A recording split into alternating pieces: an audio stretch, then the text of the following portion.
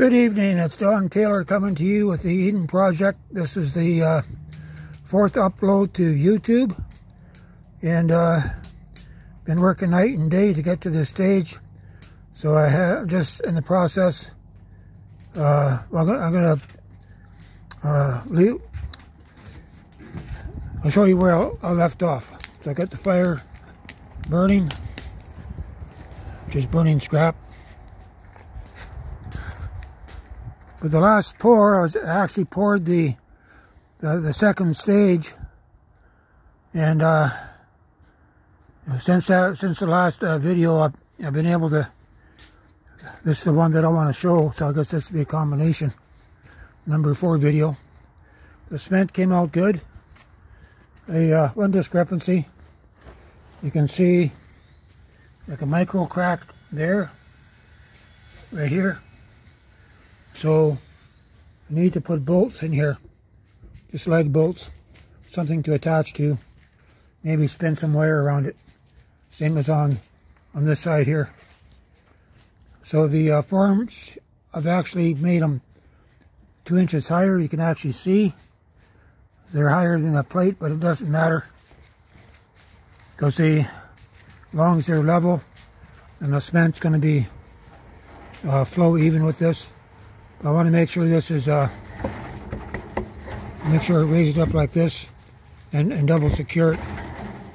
And I'm going to have to put one band strapping around this. I need a couple more of these studs in there. It's kind of light. So I need to work that in. Then I'll be ready to pour. And so once it's stripped on pour Tuesday, I could strip Friday.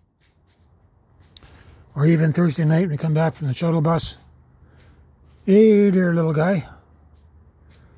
He loves to climb. He put. What do you think? Don't get tucky. The cats are interesting animals. Hey, Luna. Miss Luna, don't step on my foot. No stepping on Dad's foot. Atta girl. But anyway, once it's stripped, this time next week, then I think I'm going to strip it. Then I'm going to backfill this first. So to do that, I'm going to take this off. I'm going to have to put the fence back, and I want to make about a 3-foot walkway in here on the back. I'm going to have to be able to bring a wheelbarrow. I'm going to have to be able to get a wheelbarrow to bring everything to the, well, at least to here. So it'll still be 1.5 feet of topsoil sticking out. So once I'm at that point, I think I could pour the gables here, put the back gable on. The outside gable is a little bigger, it's expanded. Put the inside gable, and then I tie this together. I have to make sure it's not going to go anywhere. I might even be able to use a band strap just to suck it in. So the system is really working, coming together, just so easy. So I need to finish off this foam. I got 5 places for the foam. I did have them all cut. I don't know where they went. Anyway, do that, then need to get these boards here in place. That's all that's left, and I need to mark them with the square. One thing I find that the screws are awful hard to find, so maybe when I put them in, I should actually take a can of spray paint, or I should actually sand and prime it. It'd be a lot easier, you know, prime the stuff that goes on the side. So I'm going to set up the my speaker system. Listen to the one brother there. He's such in depth when it comes to the word, and every time I listen to him, I always get something. The Holy Spirit tweaks my interest in the Word. The Word comes alive. So I want to finish the inside tonight and start loading up gravel here for tomorrow.